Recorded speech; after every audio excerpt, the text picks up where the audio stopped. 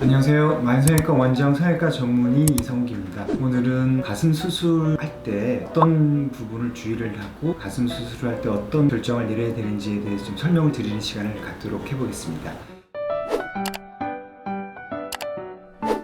제일 처음에 많이 궁금하신 것들이 우리가 어디로 수술해야 되나 또는 겨드랑이, 유륜, 밑선 이렇게 주로 세 가지 형태가 있는데요. 예전에는 배꼽으로도 가슴 확대 수술을 했지만은 요즘 식용수 보형으로 좀 이제 잘 안 쓰는 추세라서 배꼽으로 하는 거는 많이 좀 적어졌고요. 유륜도 좀 훨씬 좀 적어졌어요. 유륜을 통해서 하는 수술 같은 경우는 우리가 유선 조직을 이제 건드릴 수밖에는 없죠. 유선 조직을 하면은 보시면은 유선 조직은 유관이 외부랑 연결이 되어 있거든요. 외부에는 우리가 세균, 박테리아가 어느 정도 있다고 여겨지고 관 자체가 닫혀있는 게 아니기 때문에 이 밖에 있는 세균이 안에도 어느 정도는 약간 있다고 생각되기 때문에 유륜절개로 들어갈 때는 어쩔 수 없이 유선 조직을 건드리고 보형물이 들어가기 때문에 수술 도중에 좀 세균에 대한 오염이 좀 더 많이 생기는 편이에요. 그래서 겨드랑이 절개나 밑선 절개에 비해서 유륜 절개를 통해서 수술을 했을 때 부충률이 좀 더 일반적으로 좀 더 많아질 수밖에 없습니다. 그렇기 때문에 유륜 절개를 하는 방법이 요즘 좀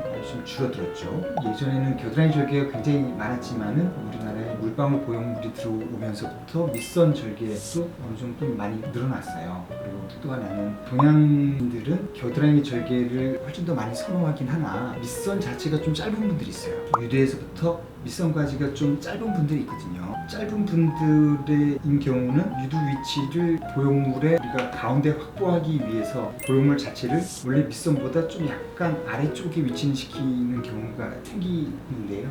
이 수술 방법상 밑선이라고 하는 거는 가슴이 절마스랑 처질 때 전체가 처지진 않죠. 밑선은 가만히 있고 나머지 부분만 처지게 되는 이유가 가슴의 밑선 자체는 이렇게 갈비뼈 있는 데서부터 어떤 섬유띠 같은 걸로 딱 이렇게 고정이 되어 있거든요. 그렇기 때문에 여기에 일종의 고정 포인트인데 우리가 유두에서부터 밑선까지가 거리가 짧은 사람들에 대해서는 보형물 자체를 좀 더 아래로 내려서 고정하게 되는데 아래에서 내려서 고정하면은 이렇게 보형물이 밑선보다도 밑까지 내려와서 위치시켜야 되는 경우들이 있어요. 그런 경우에 근육 밑으로 했을 경우는 근육 위에서 누르고 잡아주는 밑선이 없기 때문에 보형물이 시간이 지나면서 점점 하방 이동을 하는 경우가 생깁니다.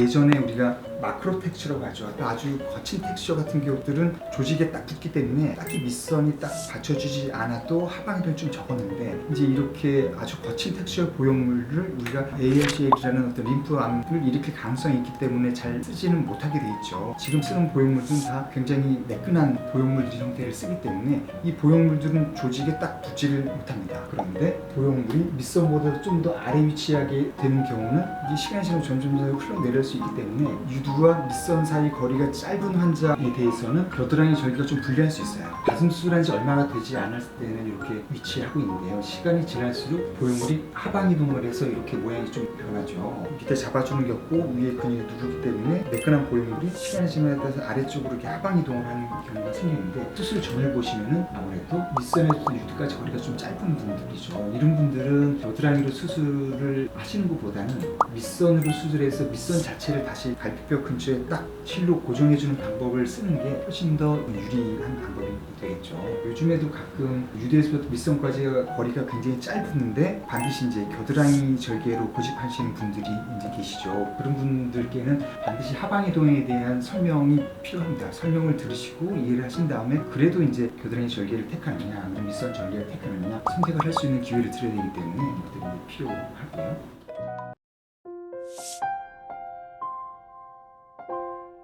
그다음에 어쨌든 간에 우리가 이제 수술을 할 때 보면은 근육 위로 하는 경우도 있고 근육 아래로 하는 경우도 있어요. 그건 어떤 케이스에 따라서 좀 다르긴 한데 예를 들어서 아주 대흉근이 크고 또는 전문적인 뭐 헬스 트레이너나 운동선수인 분들 같은 경우는 근육이 계속 아래로 누르기 때문에 근육 아래에 보형물을 위치시키면은 아주 강한 근육 힘으로 인해서 점점 아래로 내려가기 때문에 피부 두께가 어느 정도 되고 근육이 두꺼운 분들은 오히려 근육과 근막 사이 이렇게 근육 위에 보형물을 위치시키는 일으키는 게 더 좋은 수술 방법이 이제 될 수도 있습니다. 물론 이제 훨씬 많은 분들은 이중평면으로 근육 아래로 수술하는 게 훨씬 많죠. 우리가 이렇게 근육을 이중평면을 할 때는 근육 아래쪽 근육을 열어줘서 유두 아래쪽 부분이 좀 더 팽창이 돼서 볼륨감이 있게 만드는 게 우리의 이제 목표가 되는데, 그때 근육을 이렇게 열어줄 때 좀 주의해야 될 사항이 있습니다. 우리 뼈도 그렇고 근육도 그렇고 어떤 막에 의해 쌓여 있는데요. 여기 보시면 이렇게 근육 위에 덮여 있는 어떤 얇은 막 같은 거가 있죠. 하얀색 막 같은 게 덮여 있는데 실제로는 좀 약간 반투명 색깔 같은 게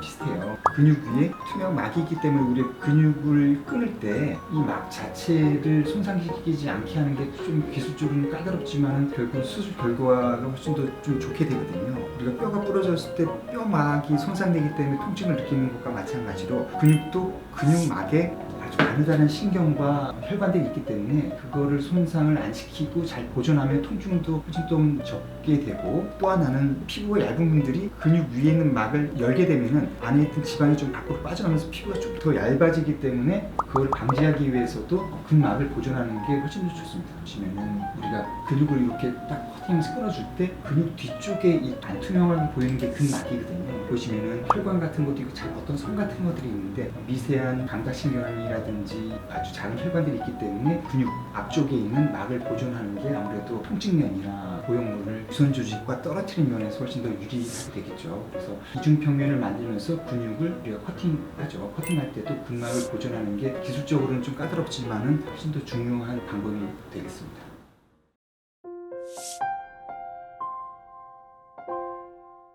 우리가 보형물 사이즈를 이제 환자분들이 맨날 정하는데, 보형물 사이즈 정할 때 제일 중요한 게 첫 번째로 중요한 게 일단 흉곽이거든요. 가슴의 흉곽은 갈비뼈로 이루어져 있어서 우리 흉곽을 늘리거나 줄이거나 만들 할 수가 없죠. 그래서 자기 흉곽에 맞는 보형물의 사이즈, 폭을 결정을 해야 되는데요. 왜 그런가 하면은 대흉근 앞쪽 부분은 우리가 복장뼈라고 해서 근육 자체가 단단하게 붙어 있는 부분이 있고, 이 바깥쪽 부분에서는 네 번째, 다섯 번째 갈비뼈 사이에서 나오는 신경이 크게 두 개가 있는데, 이 두 신경이 유두유륜 감각의 80~90%를 담당하기 때문에 바깥쪽으로 너무 많이 벗어나서 신경을 손상시키면은 특히 이제 유두유륜 감각과 아래쪽 감각이 사라지게 되거든요. 그래서 보통은 우리가 보형물 넣었을 때 갑자기 팽창하기 때문에 신경이 많이 당겨집니다. 그렇기 때문에 일시적으로는 좀 감각이 떨어지거나 또는 굉장히 민감해져서 셔츠 같은 거 입을 때 이렇게 유두에 닿는 감각이 너무 쓰라리진다는 분들도 있는데, 당겨진 신경은 시간이 지나면 대부분 돌아오는데 신경이 완전히 끊어진 신경들은 몇 년 지나도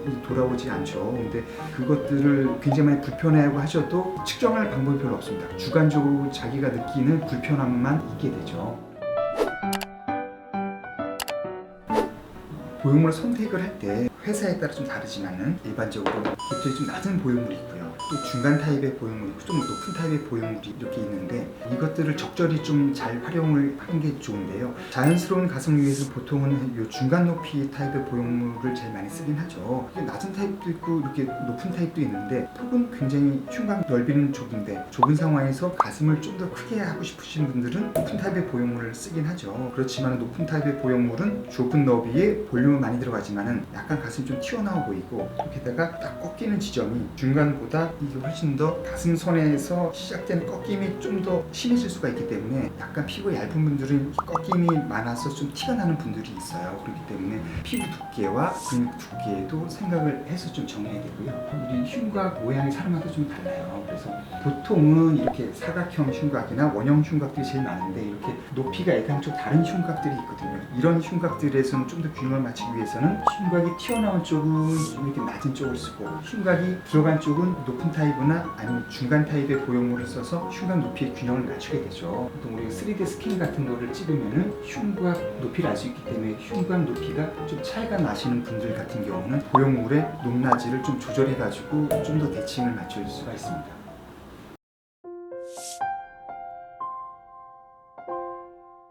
그리고 우리가 많이 여쭤보는 질문 중에서 피주머니는 해야 되냐 안 해야 되느냐에 대해서도 많이 여쭤보는데, 우리가 가슴 보형물이 들어갈 방을 만든다고 하는데 드라이 포켓을 만들려고 우리가 노력을 많이 하죠. 예를 들어서 방을 만들었는데 이렇게 피가 없고 어느 정도 깔끔한 포켓을 만든 경우 같은 경우는 피주머니를 오히려 안 하는 게 훨씬 낫고요. 근데 만약에 수술했는데 피가 이렇게 많이 고여있는 상태면 어쩔 수 없이 반드시 피주머니를 다는 것이 낫겠죠. 피주머니라는 게 관 자체가 외부랑 연결되어 있기 때문에 이걸 우리가 오래 유지를 하는 것도 좋지가 않고, 외부로 연결된 관 자체를 타고서 세균의 일부분이라도 우리가 안쪽으로 들어갈 수 있는 걸 방지하기 위해서 우리가 이렇게 드라이 포켓을 만들 수 있는 수술을 한다면 일단 좀 피주머니를 안 하는 게 좀 더 유리합니다.